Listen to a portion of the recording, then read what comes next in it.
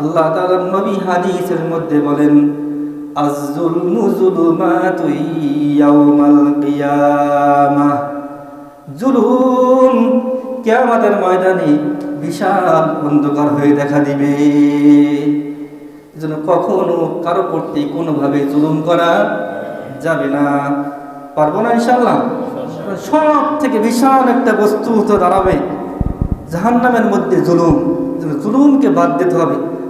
অহেতুকভাবে কাউকে কোনোভাবে কষ্ট দেওয়া যায়। রজব মাস আমাদেরকে রমজানের বার্তা দেয়। নবীজি দোয়াটা এই জন্যই বেশি বেশি পড়তেন যে তোমরা এই 2 মাসের মধ্যে রমজানের প্রস্তুতিটা বেশি করো, গ্রহণ করো। রমজানের প্রস্তুতি গ্রহণ করতে হবে। যে দিনমজুরি কাজ করে, কষ্টের কাজ করে, সে যদি আগের থেকে একটু প্রিপারেশন নেয় যে আমি এখন থেকে কিছু কিছু টাকা, ইনকামের টাকা খরচ কম করব, একটু বেশি জমাবো, যাতে রমজান মাসে কি করতে পারি, খরচ করতে পারি, রোজাগুলো রাখতে পারি। যেন এ কথা না বলতে হয় যে আমি অনেক পরিশ্রমের কাজ করি, যার কারণে আমি রোজা রাখতে পারি না। এমন বলা যাবে না। যাবে বলেন? কারণ যদি কেউ বলে আমি রিক্সা চালাই, আমি রোজা রাখতে পারি না, অনেক রিক্সাওয়ালা ভাই এমন আছেন যারা রোজা রেখেও রিক্সা চালায়। কেউ বলতে পারেন আমি দিনমজুরি কাজ করি, অনেক পরিশ্রমের কাজ করি।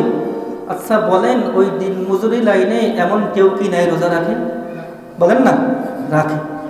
এই জন্য আল্লাহ তাআলার ইবাদতের ক্ষেত্রে কোনো কি করা যাবে না, কারচুপি করা যাবে না, ফাঁকি দেওয়া যাবে না, অজুহাত দেওয়া যাবে না। মানুষের হাত কয়টা? একটা তো এই 2 হাত, আর একটা হলো অজুহাত। কি হাত? অজুহাত। এই অজুহাতটা আবার বেশি কি থাকে, লম্বা থাকবে।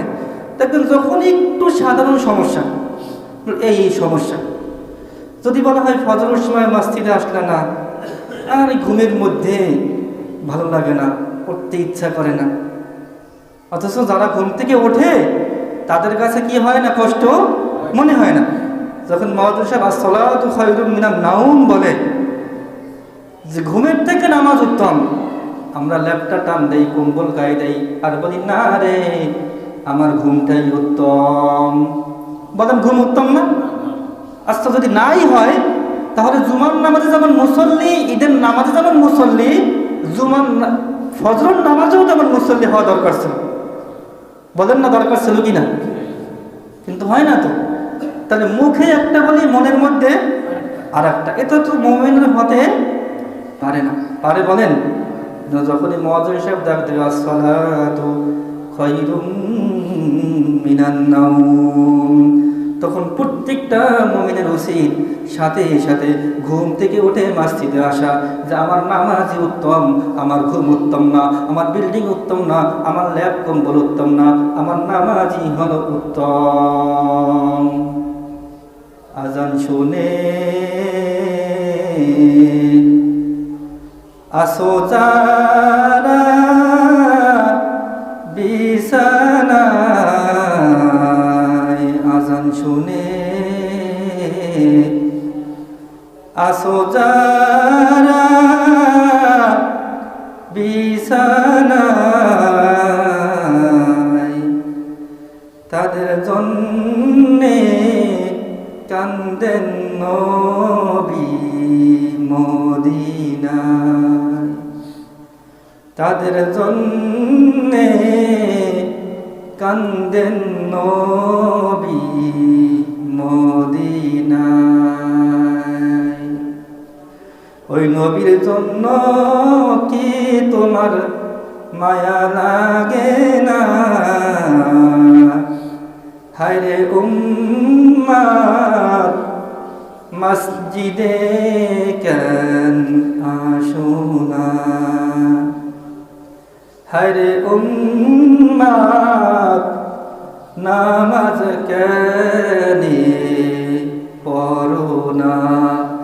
আমাদের নবী, বিশ্ব নবী জনাবে মুহাম্মদুর রাসূলুল্লাহ সাল্লাল্লাহু আলাইহি ওয়াসাল্লাম যখন মৃত্যুর আগ মুহূর্তে আম্মাজান আয়েশা রাদিয়াল্লাহু তাআলা আনহার কোলে মাথা দিয়ে নবীজি শোয়া, কখনো হুঁশ ফিরে আসে, কখনো নবীজি বেহুশ হয়ে যায়।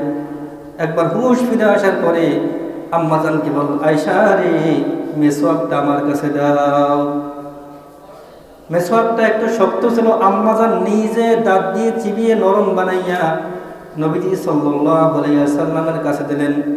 নবীজি মেসওয়াক করলেন আর বললেন, আসসালাত আসসালাত ওয়া মা মালাকাত আইমানুকুম, উম্মতেরা রে খবরদার, নামাজ নামাজ। আর তোমার হাত যতটুকু, অর্থাৎ তোমার ক্ষমতা যতটুকু, তোমার অধীনস্থ যারা আছে তাদের ব্যাপারেও তুমি সতর্ক থাকবে। নামাজের ব্যাপারে, অধীনস্থদের ব্যাপারে। হাদিসের মধ্যে আল্লাহর নবী বলেন, কুল্লুকুম রাঈন ওয়া কুল্লুকুম মাসউলুন আন রাইয়াতিহি। তোমার অধীনস্থদের ব্যাপারে তোমার কাছে জিজ্ঞাসা করা হবে। একজন ঘরের মেম্বার বাবার কাছে তার স্ত্রী ছেলে মেয়ের ব্যাপারে জিজ্ঞাসা করা হবে। একজন ওয়ার্ডের কমিশনারের কাছে তার ওয়ার্ডের লোকজনের ব্যাপারে জিজ্ঞাসা করা হবে। একজন এমপির কাছে তার অধীনস্থ যারা আছে তাদের ব্যাপারে জিজ্ঞাসা করা হবে। একজন বাদশাহর কাছে পুরা দেশের খবরকে জিজ্ঞাসা করা হবে। হবে না বলেন? আজকে বাংলাদেশে প্রায় 3 থেকে 3.5 লক্ষ, কেউ বলেন 4 লক্ষ মসজিদ। বলেন না প্রতি জুমায় বয়ান হয় না, নামাজের কথা বলা হয় না, জান্নাত জাহান্নামের কথা, সুদ ঘুষের কথা সব কিছু বলা হয় না? বলেন না তারপরে কয়জনে নামাজ পড়ে? দেখি এত মুসল্লি, তারপরেও যারা মুসলমান 3 থেকে 4% মানুষ ঠিক মতো নামাজ পড়ে। সরকারিভাবে যদি নিয়ম হইতো যে কালকে থেকে খবরদার কেউ নামাজ ছাড়তে পারবা না, আচ্ছা বলেন মানুষ পড়তো না ছাড়তো? বলেন না পড়তো না ছাড়তো? করোনার সময় দেখছেন না, কেউ বাইরে বের হওয়া নিষেধ। যখনই কেউ বাইরে হয়েছে, পুলিশ দেখছে, আর্মি দেখছে, সাথে সাথে একজনকে ফোন দেয়, চাপিয়ে যাতে ঘরের মধ্যে প্রবেশ করো। তাহলে অবস্থা খারাপ। অবস্থা তো এমনই হতো। ইসলাম কাউকে ঠকায় না, আমরা বুঝি না, তার কারণে মনে করি যদি ইসলাম হয় তাহলে তো আমাদের অবস্থা 12টা। এমন না। কোরআনে কি বলে?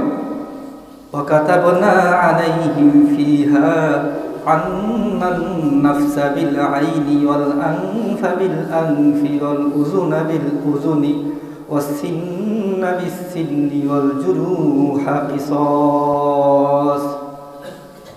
যদি কেউ কারো একটা চক্ষু নষ্ট করে, ইসলামী আইন থাকলে তার চক্ষুটাও নষ্ট করতে হবে। ওয়াল আইনা বিল আইন ওয়াল আনফা বিল আনফি।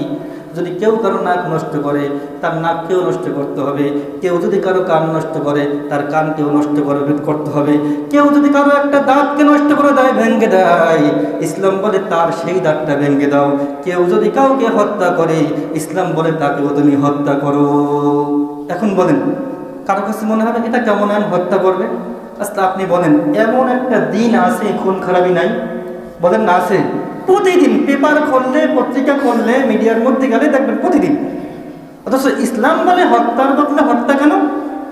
যদি মনে করেন কেউ কাউকে কি করলো, হত্যা করলো, এখন কি হলো, সাথে সাথে জুমার সময় হত্যা করলো, আসরের সময় প্রমাণ হলো, মাগরিবের সময় ইসলাম বলে তাকে হত্যা করো। এটা হলো ইসলামের আইন। কিন্তু আমাদের দেশে তো, বিভিন্ন দেশে এইটা ঘটতে ঘটতে ঘটতে ঘটতে কয়দিন পরে সে ছাড়াই পাইছে। যাই হোক, সেটা মূল বুঝাইতে চাই।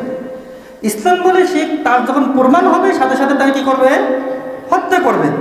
এখন মনে করেন কেউ কাউকে যখন হত্যা করবে, যখন প্রমাণ হবে, হওয়ার পরে সম্পূর্ণভাবে মিডিয়ার মধ্যে, পেপারের মধ্যে, টিভির হেডলাইনের মধ্যে, পেপারে বড় আকারে যে অমুক অমুককে হত্যা করার কারণে কালকে সরারদি উদ্যানে সবার সামনে তাকে হত্যা করা হবে বা ফাঁসির কাস্টে ঝুলানো হবে।